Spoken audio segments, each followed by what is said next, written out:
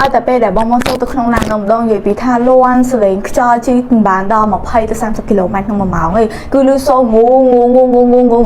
ហើយជិះកាន់តែលឿនគឺកាន់តែលឺសំឡេងរំខានថាតើនេះមកពីសម្បកកង់ឬក៏មកពីបញ្ហាជើងក្រោម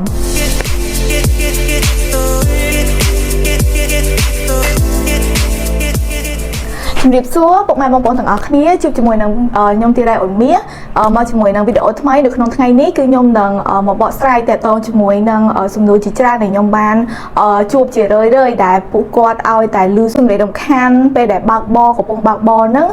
ចាប់ពីល្បឿន30ទៅ40គីឡូម៉ែត្រក្នុង1ម៉ោងឡើងហ្នឹងគឺលឺលាន់សលេងខ្យល់ដែលភាគច្រើនគឺគាត់គិតថាគឺមកពីសម្បកកង់មិនថាគាត់ទៅតែដូរកង់ថ្មីបានពី3ខែគឺគាត់ចាប់ផ្ដើមជិះទៅលាន់ឬក៏សម្បកកង់គាត់ដែលជិះមកក្នុងរយៈពេល4ទៅ5ឆ្នាំហើយលាន់សំឡេងខ្យល់ថាតើកត្តាទាំងអស់នេះគឺបណ្ដាលមកពីអ្វីហើយវាពិតជាមកពីសម្បកកង់មែនឬក៏អត់ថាតើគ្រាន់តែលឺសំឡេងប៉ុណ្ណឹងគឺយើងត្រូវតែចាយលុយទៅលើការទិញសម្បកកង់ថ្មីមែនអត់អញ្ចឹងកុំភ្លេចតាមដានវីដេអូនេះតាំងពីដើមដល់ចប់ខ្ញុំមានសំឡេងមួយបំរុងចាប់ដើមស្ដាប់ទាំងអស់គ្នាណា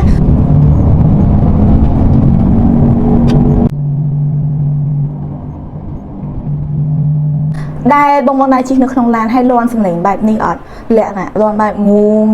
ងឬក៏របៀបលាន់សំឡេងរៀងខ្យល់ណាអញ្ចឹងដែលភាគច្រើនគឺគាត់សឹងតែ 80% គឺអ្នកបើកបរគឺគាត់តែងតែយល់ឃើញថាមកពីកន្លះកង់គាត់ទាំងការពិតទៅគឺគាត់កំពុងតែប្រើប្រាស់កន្លះ highway សោះហ្នឹងកន្លះបែបត្រង់ហ្នឹងអញ្ចឹងខ្ញុំចង់ប្រាប់បងប្អូនទាំងអស់គ្នាថាសម្បកកង់ស្ទើរតែ 90% ហើយដែលផលិតឡើងដោយកន្លះ highway កន្លះបែបត្រង់បែបហ្នឹងគឺកម្រមានសំឡេងរំខានខ្លាំងមែនតើពីព្រោះអីប្រភេទកន្លះ highway នេះគឺជាកន្លះដែលជួយកាត់បន្ថយសំឡេងរំខាននិងធ្វើឲ្យការបើកបរប្រកបទៅដោយផាសុកភាពជាងគេបំផុតទៅអញ្ចឹងកត្តាអីដែលអាចឲ្យសម្បកកង់ថ្មីលាន់សំឡេងរំខានបានទី1គឺការជ្រើសរើសម៉ាកកង់ដែលផលិតឡើងកន្លះត្រង់មែនប៉ុន្តែសាច់កស៊ូវារឹងពេកអញ្ចឹងបងប្អូនទាំងអស់គ្នាអាច check មើលបានណាមួយទៀតសម្បកកង់ដែលកន្លះបែបហ្នឹងមែនប៉ុន្តែបងប្រើមកចូល6 7ឆ្នាំហើយឬក៏ប្រើទៅតែបាន4ទៅ5ឆ្នាំទេតែវាសឹកសឹងដល់ indicator ហើយអញ្ចឹងវាមានន័យថាកាលណាមានន័យថាសេកស៊ូវាគឺវាងាប់សឹងថា80ទៅ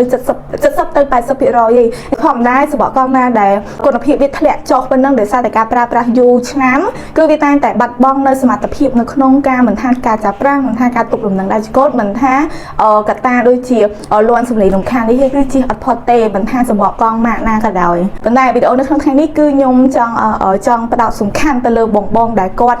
ទៅតែដូរកង់បានមួយខែនេះហើយគាត់នៅតែជិះទៅលាន់សំឡេងរំខានហើយគាត់សុខចិត្តចាយលុយទៅដូរសម្បកកង់ថ្មីមួយឈុតទៀតដែលគាត់និយាយថាសម្បកកង់ដែលគាត់ទៅតែដូរហ្នឹងវាលាន់ពេកទៅគាត់ដូរថ្មីអូខេបងទាំងអស់គ្នាកន្លែងហ្នឹងខ្ញុំចង់ឲ្យបងពិចារណាមុនសិនណាមុននឹងចាយលុយទិញសម្បកកង់ថ្មីមិនមែនចេះតែឲ្យតែលឺសលេងគឺត្រូវដូរសម្បកកង់ឯងគឺខ្ញុំចង់ឲ្យណែនាំឲ្យបងទៅ check ជាមួយនឹងជាងសិននៅពេលដែលជាទូទៅនៅពេលដែលកង់យើងចាស់ហើយប្រើបាន4 5ឆ្នាំហើយមានអារម្មណ៍ថាសំឡេងរំខានបែបហ្នឹងវាអាចមកពីកង់យើងពេលឆែកមើលទៅវាបោលដូចថាបងអាចស្ទាបខ្លួនឯងកង់ហ្នឹងវាមើលទៅមានលក្ខណៈបោលនៅខាងក្នុងបោលនៅផ្នែកខាងក្នុងឬខាងក្រៅបោលនៅលើបាទៀលកង់អញ្ចឹងណាកាលណាកង់ដែលមានអាយុកាលយូរវាងាប់សាច់កស៊ូអីអញ្ចឹងវាអាចប្រឈមមុខជាមួយនឹងការប៉ោងរមួលដែលយើងហៅថាដេម៉េកង់អញ្ចឹងពេលកង់ទាំងអស់ហ្នឹងពេលដែលជិះទៅវាមិនត្រឹមតែលាន់សំឡេងរំខានទេគឺវាជិះទៅអាលាក់ហើយឲ្យយើងមានអារម្មណ៍មួយថាអត់ស្នុកអត់ស្រួលក្នុងចិត្តហ្មង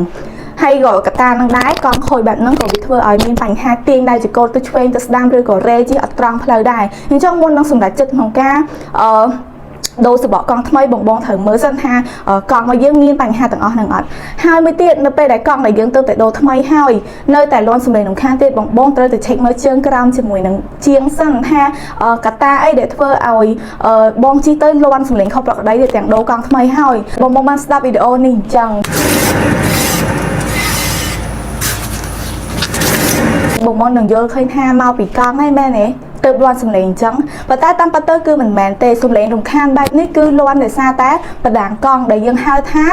wheel bearing អញ្ចឹងបងទាំងអស់គ្នាមួយចំនួនគឺគាត់អត់ទាន់បានទៅ check មកជុំក្រោមទេភាគច្រើនគឺគាត់ស្ដាប់តាមការយល់ឃើញខ្លួនឯងឮថាលាន់សំឡេងបែបហ្នឹងគាត់គិតថាមកពីកង់គាត់ក៏ទៅដូរកង់ថ្មីហើយក៏ចាយលុយដូរកង់ថ្មីជារឿយទៀតដោយសារតែគាត់យល់ឃើញថាកន្លះបែបនេះវាធ្វើឲ្យលាន់សំឡេងខ្យល់ទាំងការពិតទៅកន្លះ highway គឺជាកន្លះមួយដែលផ្ដោតទៅលើការកាត់បន្ថយសំឡេងរំខានហើយសម្រាប់អ្នកដែលគាត់ជ្រើសរើសម៉ាកល្បីទៀតគឺជាសម្បកកង់ដែលគេផលិតមកដោយសាច់កស៊ូវាមិនជ្រាយវាមានលក្ខណៈរាងទន់ផ្សំជាមួយនឹងកន្លះដែលឆ្នៃមកដើម្បីជួយកាត់បន្ថយសំឡេងរំខានទៀតសឹងថាជិះទៅនៅក្នុងឡានឡើងស្ងាត់ហ្មង បដាងគឺជាអីគេបដាងគឺជាដុំមួយដែលមានតួនាទីបង្វិលកង់អញ្ចឹងដូចបងស្ដាប់នៅក្នុងវីដេអូនេះអញ្ចឹងបដាងដែលខូចគឺនៅពេលដែលបងប្រុសគាត់បង្វិលនេះទៅគឺលឺសូរសលេងងឿតបាត់ហើយ Hopefully you guys can hear that. It's like a grinding and metallic kind of noise in there. You know. តែយើងជិះកាន់តែលឿនលឿននៅក្នុងឡានទៀតពេលបង្វិលកង់ទៅដែលលឺសំឡេងដូចនៅក្នុងវីដេអូខ្ញុំអញ្ចឹងគឺបដាងនោះវាមានបញ្ហាហើយបដាងនៅពេលដែលលាន់សំឡេងតិចតិចអញ្ចឹងយើងយល់ឃើញថាមកពីកង់យើងទៅដូរកង់ដល់ពេល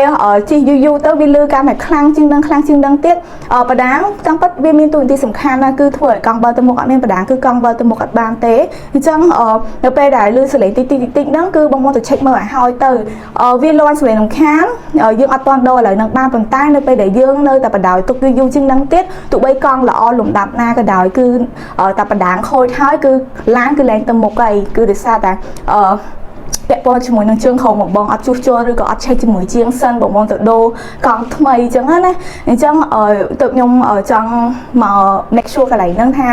មុននឹងបងចំណាយលុយទៅដូរសបកកង់ថ្មី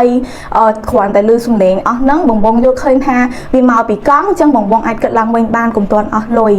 បងអាចទៅឆែកមើលពេលខ្លះគ្រាន់យើងដូរកង់មកយើងនៅប្រើបានទេប៉ុន្តែដោយសារតែខូចបដាងខូចជើងក្រោមអីហ្នឹងគឺបងត្រូវតែជួសជុលវាដោយសារតែកាលណាដែលយើងចូលចិត្តទុកដាក់ទៅលើផ្នែកជើងក្រោមហ្នឹងក៏ជាកត្តាមួយដែលជួយឲ្យសបកកង់យើងកាន់តែប្រើប្រាស់បានយូរដូចគ្នាកាលណាមិនថាបដាងមិនថាកលេទេការដែលបងមើលផ្នែកជើងក្រោមញឹកញាប់ឬក៏មានបញ្ហាឬសូរសំឡេងអីខុសប្រក្រតីបងទៅឆែកមើលជើងក្រោមគឺជួយឲ្យសបកកង់យើងហ្នឹងមានលក្ខណៈមួយអត់ស៊ីក្នុងឬក៏ដែលយើងហៅថាវាសឹកអត់ស្មើគ្នាអញ្ចឹងកង់កាលណាយើងសឹកស្មើគ្នាឬក៏វាអត់ប្រឈមជាមួយនឹងការស៊ីក្នុងដោយសារតែបញ្ហាជើងក្រោមខូចអីហ្នឹងគឺកង់របស់យើងនឹងអត់ងាយនៅក្នុងការជីកទៅ